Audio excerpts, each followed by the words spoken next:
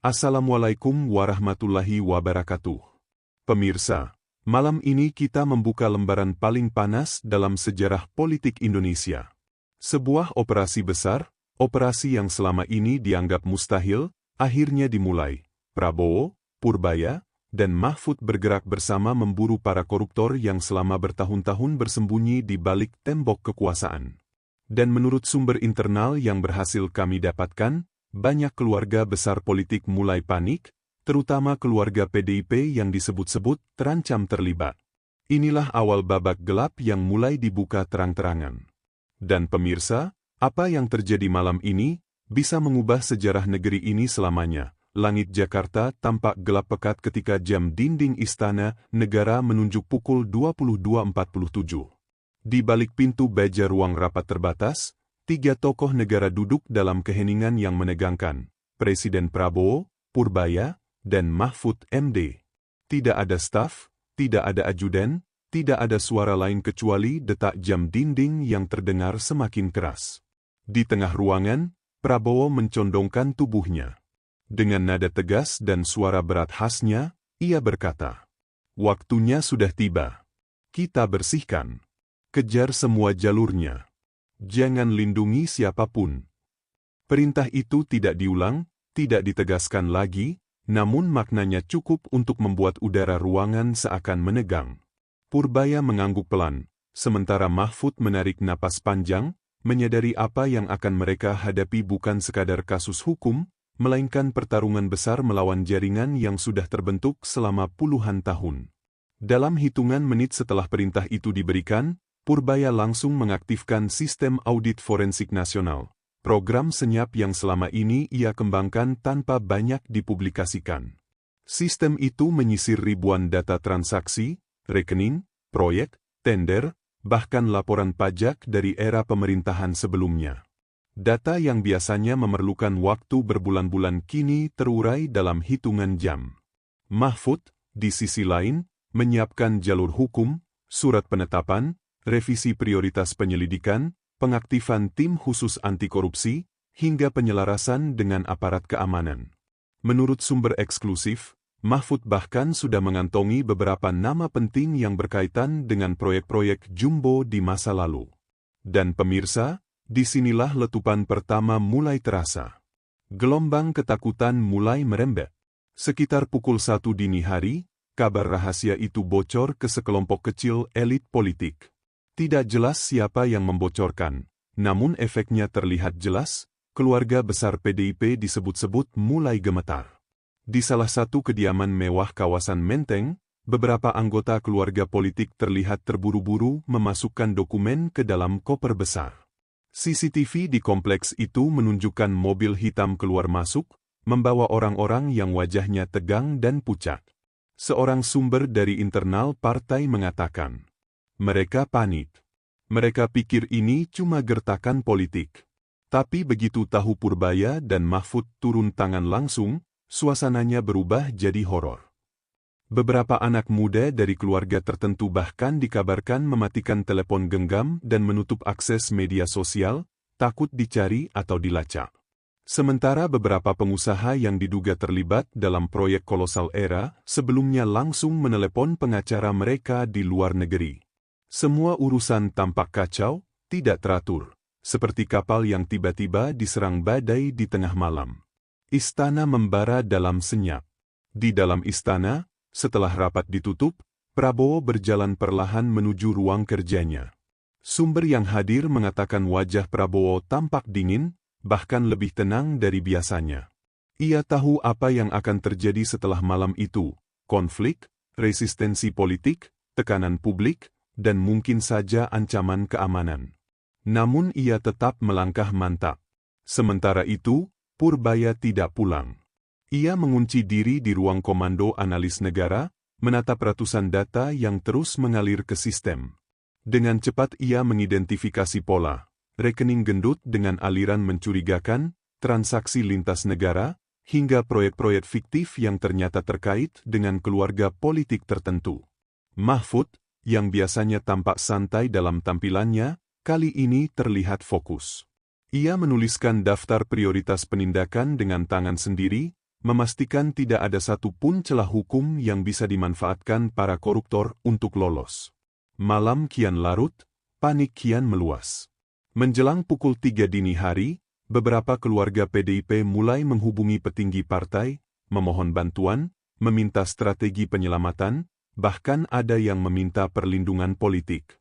Namun menurut sumber yang dihubungi oleh tim kami, sebagian elit partai hanya menjawab, "Kita tidak bisa berbuat apa-apa. Ini operasi negara. Tidak ada yang bisa menahan." Pernyataan ini membuat gelombang panik semakin besar. Beberapa tokoh mulai mengunci diri di rumah, beberapa lainnya menghilang dari publik, dan sebagian besar menunggu telepon dari pengacara mereka dengan wajah pucat. Di media sosial, rumor mulai meledak, meski belum ada pengumuman resmi, bahwa operasi Langit Bersih telah dimulai. Netizen membanjiri platform dengan postingan bertanya-tanya, siapa yang akan ditangkap pertama kali? Di ujung malam, Prabowo berdiri di balkon istana, memandangi Jakarta yang tidur. Angin malam berembus pelan, membawa ketegangan yang menggantung di udara. Dan pemirsa, inilah awal dari pemburuan terbesar dalam sejarah politik Indonesia. Bab berikutnya akan mengungkap siapa saja yang mulai terseret, dan siapa yang berusaha melawan. Malam berganti pagi, tetapi Jakarta tetap terasa gelap bagi keluarga-keluarga politik yang namanya mulai beredar dalam daftar incaran operasi anti korupsi. Di media sosial, netizen menyebut mereka sebagai para pemain lama yang selama ini hidup nyaman di balik bayang-bayang kekuasaan. Namun kali ini, tidak ada lagi ruang aman. Ketika matahari mulai naik, rumah-rumah mewah di kawasan Menteng, Kebayoran, hingga Pondok Indah tampak lebih sibuk dari biasanya, bukan karena aktivitas pagi, melainkan kepanikan yang tidak bisa lagi ditutupi. Di salah satu rumah besar berpetak tinggi yang dikenal sebagai tempat berkumpulnya keluarga inti PDIP, suasana sudah kacau sejak subuh. Telepon rumah berdering tanpa henti, seakan semua orang sedang berburu jawaban yang tidak ada. Beberapa pengurus keluarga mondar-mandir sambil memegang map tebal berisi dokumen-dokumen lama yang kini terasa seperti bom waktu. Ada yang mengomel, ada yang menangis, dan ada pula yang hanya duduk terpaku menatap lantai, seolah tidak percaya bahwa hari ini akhirnya datang, hari ketika masa lalu mereka menghantui kembali dengan cara yang paling brutal. Panik mode benar-benar aktif ketika salah satu anggota keluarga menerima kabar dari luar negeri bahwa 2 rekening offshore mereka dibekukan oleh otoritas internasional. "Ini pasti ulah Purbaya," kata salah satu dari mereka dengan suara pecah. Meski tidak ada bukti langsung, mereka tahu hanya satu orang di pemerintahan yang punya kemampuan membongkar sistem keuangan tingkat dunia, dan itu adalah Purbaya. Ketika Purbaya bilang, "Semua aliran dana akan kami telusuri," ia benar-benar melakukannya. Sementara itu, di rumah lain yang tidak kalah megah, seorang tokoh senior partai tampak sibuk merobek dokumen-dokumen lama. Ia tahu tindakan itu tidak akan menyelamatkannya, tetapi panik membuat orang kehilangan logika. Di halaman belakang rumah, asap tipis terlihat dari tungku pembakaran kecil tempat dokumen-dokumen itu dimusnahkan. Namun semua sudah terlambat, tim Purbaya bekerja cepat, dan data digital mereka telah disalin berlapis-lapis. Tidak ada yang benar-benar hilang. Di tengah kepanikan tersebut, rapat darurat keluarga politik digelar di sebuah ruang pertemuan tertutup. Suasana ruangan panas dan penuh bisik-bisik ketakutan. Beberapa anggota keluarga saling menyalahkan, merasa bahwa kesalahan satu orang akan menyeret semuanya. Ada yang menuduh generasi sebelumnya terlalu tamak, ada yang berbisik bahwa generasi sekarang terlalu ceroboh. Namun pada akhirnya semua hanya bisa menyadari satu hal, operasi yang dilakukan Prabowo, Purbaya, dan Mahfud bukan sekadar investigasi, melainkan pembersihan total. Salah satu pengurus partai yang hadir dalam rapat darurat itu akhirnya bicara keras, "Kalau ini benar operasi besar-besaran, kita tidak bisa hanya diam. Kita harus hadapi dengan strategi politik." Namun kalimat itu langsung dipotong oleh tokoh lain yang selama ini dikenal paling dekat dengan lingkar kekuasaan lama. Ia menggeleng lemah dan berkata, "Ini bukan lagi soal politik. Ini penindakan hukum.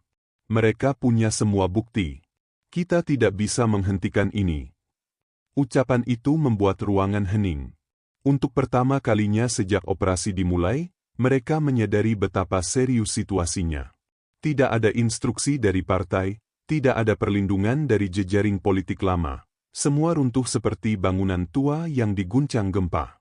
Sementara kepanikan di internal keluarga politik semakin membesar, di sisi lain Purbaya tetap bergerak dengan ketenangan yang mencengangkan. Tangannya lincah menelusuri layar-layar data yang menyala terang di ruang komando. Ini baru permukaan. Kita belum masuk ke inti, katanya kepada salah satu analisnya. Sistem yang ia bangun sedang memetakan aliran dana mencurigakan dari proyek infrastruktur, energi, dan pengadaan barang negara yang selama bertahun-tahun menjadi sarang permainan gelap. Di tempat terpisah, Mahfud menerima tumpukan berkas laporan yang disusun oleh tim investigasi. Ia membaca satu persatu dengan kecepatan mencengangkan. Beberapa berkas diwarnai stabilo merah, menandakan prioritas tinggi, dan sebagian besar nama yang ditandai adalah tokoh yang sudah lama berkuasa. Kalau kita biarkan ini, negara bisa hancur, gumamnya pelan. Ia lalu menghubungi seorang pejabat tinggi aparat penegak hukum dan berkata, "Siapkan pasukan. Gelombang pertama harus berjalan cepat." Kabarnya, percakapan itu bocor ke lingkaran dalam keluarga PDIP dan membuat ketakutan mereka meningkat 2 kali lipat. Kata gelombang pertama menjadi hantu baru yang membayangi mereka. Siapa yang akan dipanggil duluan? Siapa yang akan ditangkap? Dan siapa yang akan dijadikan contoh untuk menunjukkan keseriusan operasi ini? Jejak ketakutan juga mulai terlihat di gedung-gedung pemerintahan. Beberapa pejabat yang merasa masa jabatannya terhubung ke era sebelumnya mulai jarang masuk kantor. Ada yang berpura-pura sakit. Ada yang tiba-tiba mengajukan cuti. Ada pula yang sengaja menghindari gedung Kementerian Keuangan demi menghindari kemungkinan dipanggil mendadak oleh Purbaya. Di tengah semua kekacauan itu, media nasional mulai mencium aroma besar. Mereka tidak tahu detailnya, tetapi sudah banyak tanda-tanda bahwa badai politik akan datang. Wartawan mulai mengejar tokoh-tokoh PDIP, menanyakan rumor penyelidikan, namun yang terlihat hanyalah wajah-wajah panik yang memaksa tersenyum. Sementara itu, di balik semua hiruk-pikuk itu, Prabowo hanya memberikan satu komentar pendek kepada asistennya ketika mendapat laporan kepanikan para elit. Biarkan saja mereka panik. Itu artinya kita sudah di jalur yang benar. Bab ini menutup dengan bayangan bahwa apa yang terjadi baru permulaan. Kepanikan baru awal dari kekacauan yang lebih besar. Gelombang pertama penindakan akan menjadi pembuka, dan bab berikutnya akan mengungkap siapa yang benar-benar terjepit, siapa yang mencoba melawan, dan siapa yang justru akan mengkhianati lingkaran mereka sendiri demi selamat. Pagi itu, kantor pusat PDIP di Lenteng Agung tampak lebih sunyi daripada biasanya. Tidak ada teriakan semangat kader, tidak ada rapat rutin yang biasanya berlangsung hiruk-pikuk. Semua seperti mati suri. Namun di balik pintu ruang rapat lantai 2, suasana jauh dari kata tenang. Disitulah Puan Maharani duduk di kursi utama. Wajahnya tegang, kedua tangannya saling menggenggam erat seakan menahan gempa yang mengguncang dari dalam dirinya sendiri. Sejak fajar tadi, Puan menerima lebih dari 30 panggilan dari keluarga besar, kader senior, dan pengusaha yang merasa terancam oleh operasi anti korupsi yang dipimpin Purbaya dan Mahfud. Pesannya sama, mereka panik, mereka takut, dan mereka meminta arahan. Namun Puan sendiri belum tahu apa yang harus ia lakukan. Situasi kali ini jauh lebih besar, lebih dalam, lebih mengerikan dari apapun yang pernah ia hadapi sebelumnya. Di meja rapat, tumpukan dokumen lama yang baru semalam dikirimkan oleh staf-staf pengarsipan terlihat berserakan. Semua proyek, anggaran, dan kebijakan dari era-era sebelumnya yang berkaitan dengan keluarga besar politik itu kini diperiksa secara panik. Tidak ada lagi waktu untuk menutupi celah, semuanya sudah terbuka. Puan tahu Purbaya bukan orang yang bisa dibohongi dengan angka atau istilah teknis. Jika ada ketidakwajaran sedikit saja di dalam dokumen itu, pasti sudah masuk ke daftar investigasinya. Seorang staf kepercayaan, dengan wajah pucat karena kurang tidur, menyodorkan laporan terbaru. Bu, ini daftar proyek yang berpotensi diperiksa. Ada beberapa yang terkait langsung dengan nama keluarga, ucapnya dengan suara bergetar. Puan membaca sekilas, lalu menghela napas panjang. Ini banyak sekali, gumamnya. Keheningan sejenak memenuhi ruangan sebelum akhirnya Puan berkata lantang, kumpulkan semua. Kita harus tahu apa yang sedang dibidik sebelum mereka bergerak lebih jauh. Ia tahu bahwa operasi kali ini tidak bisa dihentikan dengan lobi politik, tekanan partai, atau kekuatan media. Musuhnya bukan lawan politik seperti biasanya. Musuhnya adalah dokumen, data, jejak digital, dan hukum yang sedang ditegakkan dengan cara yang sangat sistematis. Rapat darurat kemudian dimulai. Kader-kader senior satu persatu masuk dengan wajah muram. Mereka duduk tanpa banyak bicara, hanya menunggu apa yang akan Puan sampaikan. Ketika pintu ditutup, Puan berdiri, memandang seluruh ruangan dengan sorot mata yang penuh tekanan. Kita sedang menghadapi situasi terburuk yang pernah terjadi, ucapnya. Kata-katanya membuat seluruh ruangan terdiam. Operasi yang dilakukan Purbaya dan Mahfud bukan operasi kecil. Ini bukan gertakan. Mereka benar-benar memburu semuanya, termasuk kita. Beberapa orang mulai berbisik panik. Salah satu tokoh senior PDIP, yang dikenal keras dan vokal, tiba-tiba menepuk meja dengan keras. Lalu apa yang akan kita lakukan? Kita tidak bisa hanya diam. Ini bisa menghancurkan partai. Puan menggeleng pelan. Bukan partai yang menjadi sasaran. Orang-orang yang terlibat. Dan kalau benar bukti mereka kuat, tidak ada yang bisa kita lakukan untuk menghentikan hukum. Kalimat itu memukul seluruh ruangan seperti palu godam. Tidak ada yang menyangka Puan akan mengatakan hal sejujur itu. Tiba-tiba, seorang kader muda berdiri dengan ekspresi panik. Tapi Bu, beberapa keluarga kita sudah diperiksa aliran dananya. Kalau ini terus berlanjut, nama kita hancur. Tangisnya hampir pecah. Namun Puan hanya menatapnya dengan tatapan tajam yang penuh tekanan. Ketakutan tidak akan menyelesaikan apapun, jawabnya. Di tengah rapat itu, sebuah pesan muncul di ponsel Puan. Pesan itu dari seorang tokoh yang sangat dekat dengan lingkar inti keluarga politik tersebut, ada informasi baru. Gelombang pertama akan diumumkan dalam 2 hari. Puan menutup ponselnya perlahan. Ruangan itu seolah membeku. 2 hari lagi, itu berarti mereka tidak punya waktu. Mereka tidak punya napas. Mereka tidak punya ruang untuk bergerak. Rapat makin tegang ketika seorang staf hukum memberikan analisis bahwa banyak proyek bertahun-tahun lalu kini menjadi titik rawan. Purbaya menemukan pola, katanya. Ini bukan sekadar daftar proyek yang janggal. Ini jaringan yang sudah berjalan lama. Puan menekan keningnya, mencoba menahan pusing yang tiba-tiba menyerang. Ia tahu bahwa jika jaringan itu terbuka, bukan hanya nama keluarga yang akan jatuh, tetapi sejarah panjang partai juga bisa rusak. Namun lebih dari itu, ia tahu bahwa publik akan menganggap semua hal yang buruk selama ini berasal dari keluarga besar mereka. Siapkan konferensi pers, kata Puan akhirnya.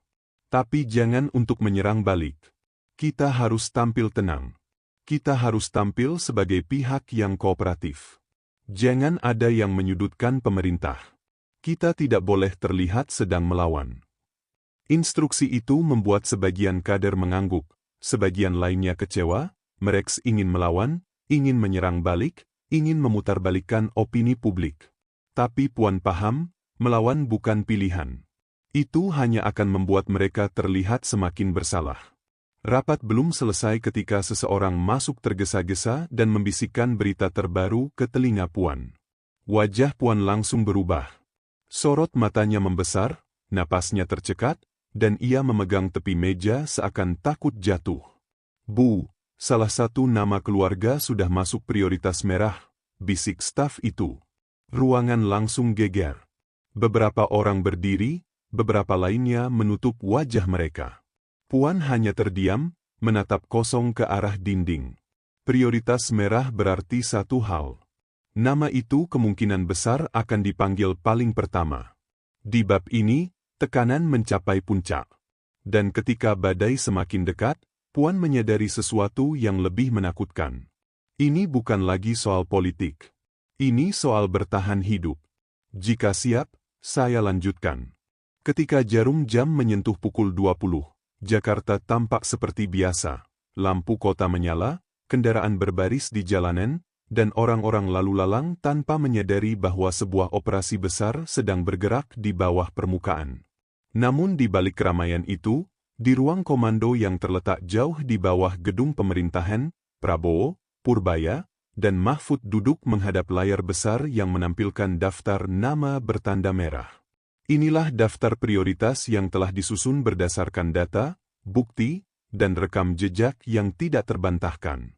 Purbaya memindai daftar itu tanpa ekspresi, namun sorot matanya tajam, seolah membaca lebih dari sekadar tulisan. Kita mulai dengan 3 nama, katanya. Ketiganya memiliki hubungan langsung dengan proyek raksasa yang merugikan negara. Bukti digital sudah cukup kuat untuk memanggil mereka. Mahfud mengangguk. Kita panggil dulu, lakukan pemeriksaan. Kalau melawan, baru penjemputan paksa.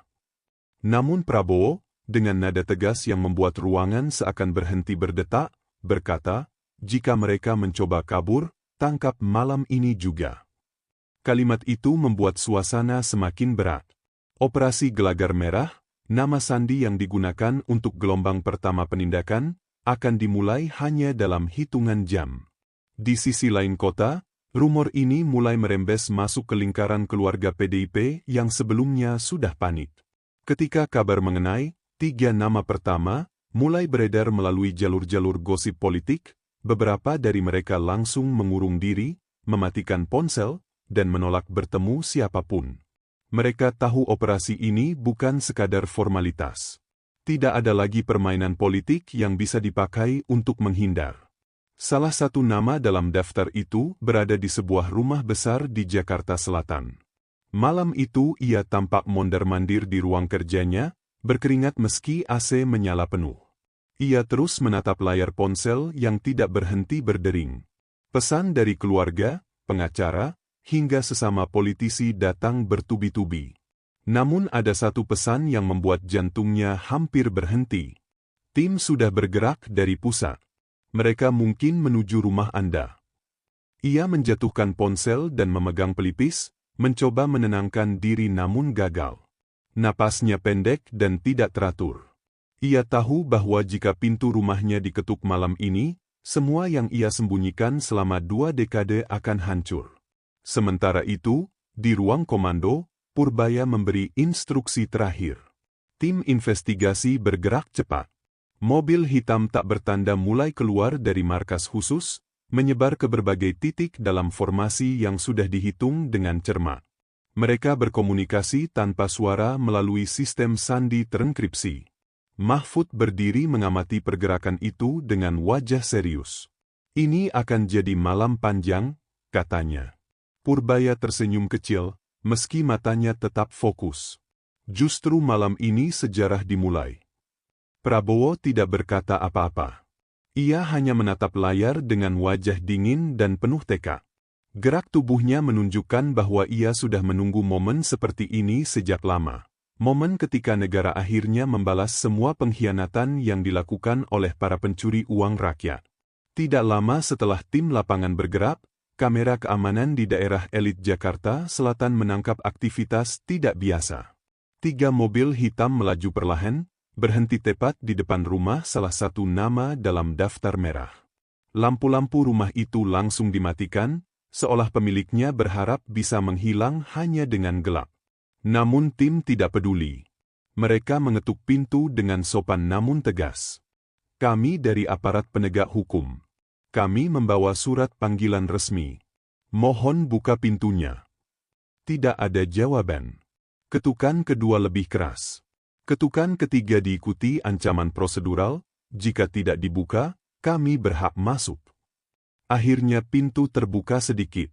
Seorang pria berusia sekitar 50 tahun muncul, wajahnya pucat. "Tunggu, saya butuh waktu," katanya. Namun tim bergerak masuk dengan cekatan. Dengan sangat profesional, mereka menjelaskan surat panggilan, meminta pria itu bersiap untuk dibawa ke kantor penyidik malam itu juga. Tidak ada teriakan, tidak ada kekerasan, tetapi ada satu hal yang jelas, tidak ada tawar-menawar. Kamera pengintai menangkap momen ketika pria itu keluar rumah dengan langkah gontai, diapit dua petugas. Mobil hitam membawa pria tersebut pergi tanpa suara, seolah menelan masa lalunya dalam kesenyapan malam. Di tempat lain, salah satu nama yang juga masuk daftar merah mencoba kabur. Ia meninggalkan rumah menggunakan mobil cadangan, berharap bisa melintas menuju Jawa Barat melalui jalur tikus. Namun tim Purbaya sudah mengantisipasi hal ini. Sensor pergerakan digital dari ponsel pendamping yang ia lupakan untuk dimatikan memberi sinyal kepada tim analis.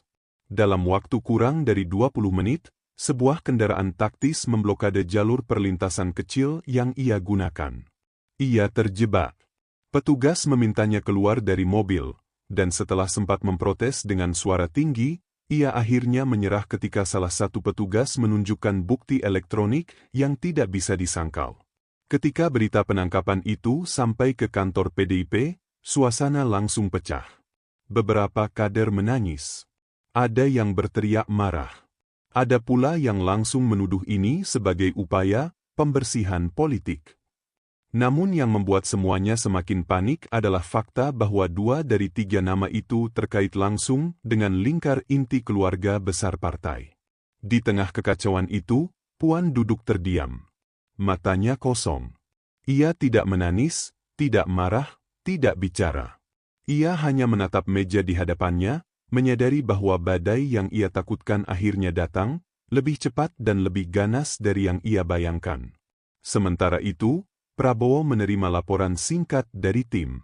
"Gelombang pertama berjalan mulus," kata petugas. Purbaya menambahkan, "Kita lanjutkan penyelidikan mendalam besok pagi. Bukti-bukti baru kemungkinan muncul dari penggeledahan malam ini." Prabowo hanya mengangguk, namun satu kalimat keluar dari mulutnya dengan nada rendah dan tajam. "Ini baru permulaan." Tekanan publik semakin memuncak. Setiap malam, layar televisi dipenuhi wajah-wajah tegang para analis politik yang berspekulasi, siapa nama besar berikutnya yang akan diseret. Di balik itu semua, sebuah operasi besar tengah disiapkan oleh Prabowo, Purbaya, dan Mahfud, operasi yang akan menentukan apakah Indonesia benar-benar memasuki babak baru perang melawan korupsi, atau justru mundur akibat tekanan politik keluarga besar Partai Merah yang kini terus gemetar. Pagi itu, ruang rapat terbatas di Kementerian Pertahanan dipenuhi aura serius. Purbaya menampilkan rangkaian data yang diperoleh lewat audit investigasi. Angka demi angka, aliran uang, dan skema penyamaran aset terpampang di layar. Mahfud menambahkan catatan hukum yang memperkuat posisi pemerintah, tidak ada satupun celah yang memungkinkan para pelaku melarikan diri lewat trik human rights abuse atau kriminalisasi politik. Sementara Prabowo, dengan tatapan tajam dan nada berat, hanya berkata satu kalimat, "Eksekusi malam ini." Di sisi lain, kediaman keluarga PDIP berubah menjadi sarang kegelisahan. Telepon sibuk berdering tanpa henti, laporan dari kader, pesan panik dari pejabat daerah, hingga desakan dari pengusaha-pengusaha yang selama ini hidup damai di bawah bayang-bayang perlindungan politik. Puan terlihat mondar-mandir di ruang tengah sambil membawa map merah yang sama sekali tidak boleh terlihat publik. Map itu berisi dokumen-dokumen sensitif yang jika bocor, cukup untuk menjatuhkan reputasi beberapa tokoh senior sekaligus. Ia sibuk mencari cara untuk menutupi jejak, menghapus nama, memotong rantai data, tetapi tekanan terlalu besar, terlalu cepat, terlalu sistematis. Sore hari menjelang malam, operasi besar dimulai. Tim gabungan bergerak ke berbagai lokasi yang telah dipetakan Purbaya. Ada yang menuju rumah mewah seorang mantan pejabat yang selama ini dianggap kebal. Ada pula yang mengarah ke villa tersembunyi di puncak, tempat seorang tokoh kunci mencoba kabur sehari sebelumnya. Di pusat komando, Mahfud memonitor jalannya operasi sambil terus berkoordinasi dengan Kejaksaan, KPK, dan Bareskrim. Semua bergerak serentak, tanpa kebocoran, tanpa kompromi. Sementara itu, di sebuah rumah besar, yang tak lain adalah kediaman keluarga Megawati, suasana semakin panas. Puan menerima kabar bahwa salah satu orang terdekatnya berhasil dicokop hanya beberapa menit sebelum ia sempat dipindahkan ke luar negeri. Ia marah besar, bukan hanya karena gagal melindungi, tetapi karena penangkapan ini menandakan satu hal, pemerintah sekarang mengetahui jauh lebih banyak daripada yang mereka kira. Tidak ada lagi ruang bersembunyi. Tidak ada lagi simpul yang aman. Prabowo menerima laporan berkala. Setiap kali nama besar berhasil ditangkap, ruang rapat bergumam dengan respons berat. Namun bagi Prabowo, ini bukan sekadar penegakan hukum, melainkan pertaruhan kepercayaan rakyat. Ia tahu, langkah ini akan mengguncang banyak pihak, termasuk mereka yang dulu berada di lingkar kekuasaan. Tetapi ia juga tahu, jika tidak dilakukan sekarang, Indonesia akan selamanya terjebak dalam lingkaran setan korupsi yang tak berujung. Malam itu, publik dikejutkan oleh siaran konferensi pers mendadak. Mahfud tampil di hadapan media dengan wajah serius sambil membawa setumpuk dokumen. Di belakangnya, Purbaya dan beberapa pejabat muncul dengan ekspresi tegang.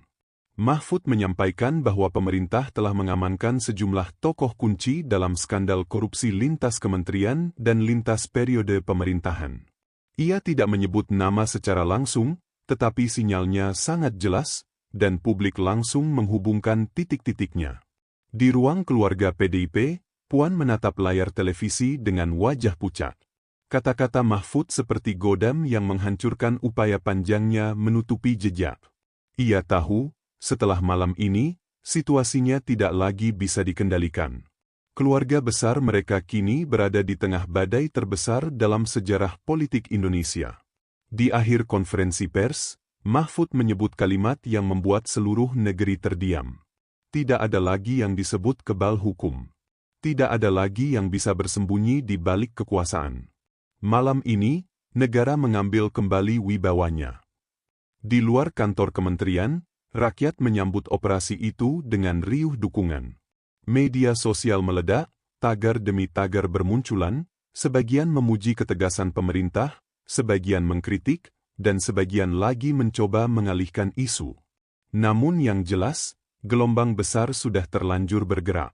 Prabowo berdiri di balik layar konferensi pers, menatap rakyat yang memenuhi halaman dengan pekikan semangat. Ia tidak berbicara, tidak tampil di depan kamera, tetapi ia tahu, keputusan malam itu akan dikenang sebagai salah satu bab paling penting dalam perjalanan bangsa. Dan di tempat lain, di sebuah rumah yang lampunya redup, Puan hanya bisa duduk memegang map merah itu erat-erat, map yang kini tak lagi menjadi tameng, melainkan bom waktu yang siap meledakkan seluruh dinasti politik yang selama puluhan tahun berdiri kokoh tanpa tersentuh. Operasi belum selesai. Perburuan baru dimulai.